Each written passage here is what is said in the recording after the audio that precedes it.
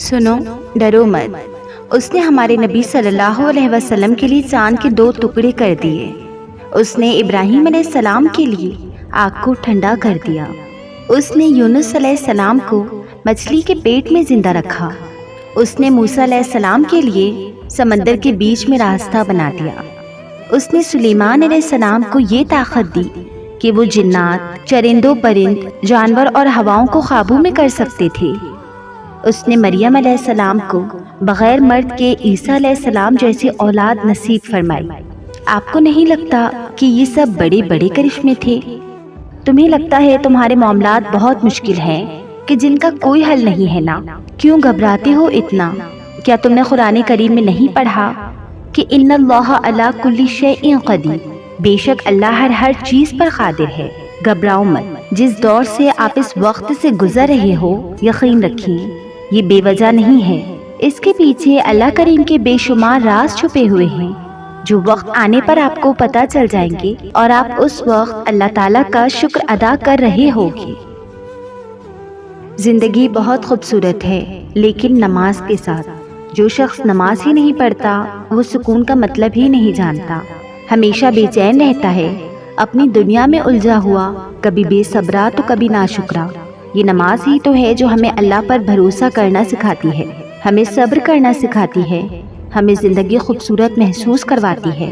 اللہ جس حال میں بھی رکھے اس پر راضی ہو جاتے ہیں۔ یہ نماز ہمیں اپنے رب کے بہت قریب رکھتی ہے، ایک میٹھے سے سکون کی طرح سجدوں میں رب کی قربت کو محسوس کرتے ہیں۔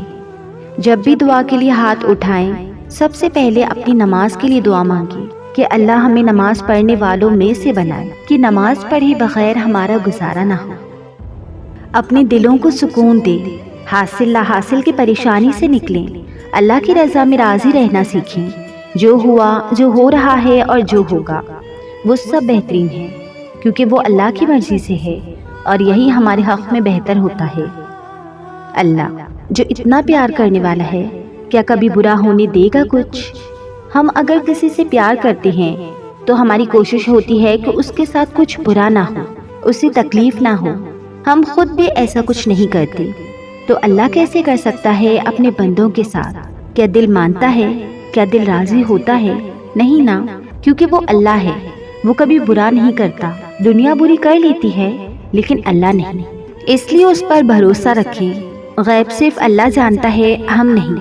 ہم اپنا اچھا نہیں کر سکتے، لیکن اللہ ہمارے حق میں بہترین کرتا ہے۔ بس راضی رہیں اور پرسکون رہیں۔ آخر ایسا کیوں ہوتا ہے کہ انسان اپنا سب کچھ لوگوں پر قربان کر دیتا ہے؟ اپنا وقت، اپنے احساسات، اپنے جذبات، پھر بھی اکیلا رہ جاتا ہے۔ جب اسے خود کسی اپنے کی ضرورت ہوتی ہے تب کوئی آس پاس نہیں ہوتا۔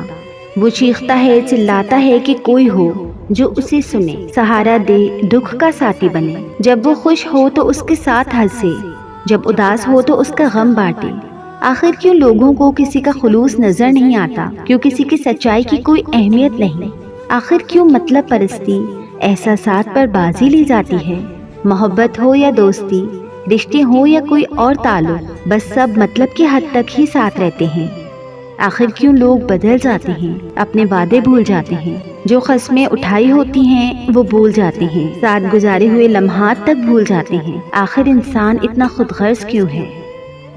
دیکھو، تم اپنی پریشانیوں کی پوٹلی اپنے سامنے نہ رکھا کرو، انہیں خود زور لگا کے حل کرنے کی کوشش ہی نہ کیا کرو، بلکہ انہیں اللہ پاک کے پاس لے جایا کرو اور کہو، اے اللہ پاک، یہ بڑی مشکلات ہیں، یہ مجھ سے حل نہیں ہوتی، یہ میں تیرے حضور لائی ہوں، تو انہیں حل کر دے۔ اور پھر بے فکر ہو جاؤ، اللہ پاک انہیں حل کر دے گا۔ بس ایمان و یقین کامل ہونا چاہیے۔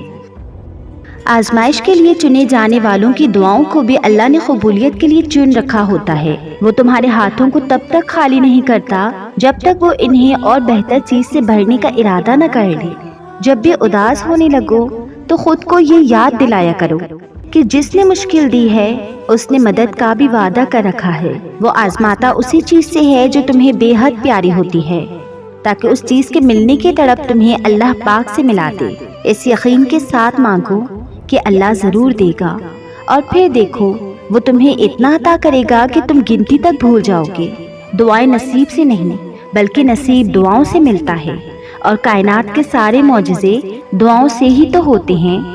تکلیف میں مبتلا انسان پر صبر اتار دیا جاتا ہے، اور تب اس کی اسی تکلیف کے ذریعے پاس والوں کی آزمائش شروع ہوتی ہے، ان کے ظرف کی، نیتوں کی، اخلاق کی، ذات کی سچائیوں کی، اور ان محبتوں کی جس کے وہ کبھی دعوے دار رہے ہوتے ہیں۔